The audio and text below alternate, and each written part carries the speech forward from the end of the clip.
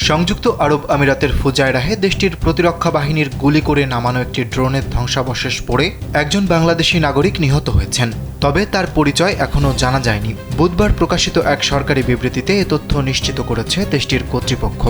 খবর গালফ নিউজের। Fujairah government media office জানিয়েছে, একটি ড্রোন শনাক্ত করে তা সফলভাবে প্রতিহত করে আমিরাতের আকাশ প্রতিরক্ষা ব্যবস্থা। জীবন অবাক না করলে কে করবে? 28% মিল্ক ফ্যাটের অবাক করার সাথে ফ্রেশ মিল্ক পাউডার। জীবন অবাক করুক প্রতিদিন। তবে ড্রোনটি ভূপাতিত হওয়ার পর এর ধ্বংসাবশেষ আল রিফা এলাকার একটি খামারে গিয়ে পড়ে। এতে ঘটনাস্থলে একজন বাংলাদেশি শ্রমিকের মৃত্যু হয়। কর্তৃপক্ষ জানিয়েছে, ঘটনাস্থলে জরুরি সেবা দল ও নিরাপত্তা বাহিনী কাজ করছে এবং পরিস্থিতি নিবিড়ভাবে পর্যবেক্ষণ করা হচ্ছে। আশেপাশের এলাকায় নিরাপত্তা নিশ্চিত করতেও প্রয়োজনীয় ব্যবস্থা নেওয়া হয়েছে।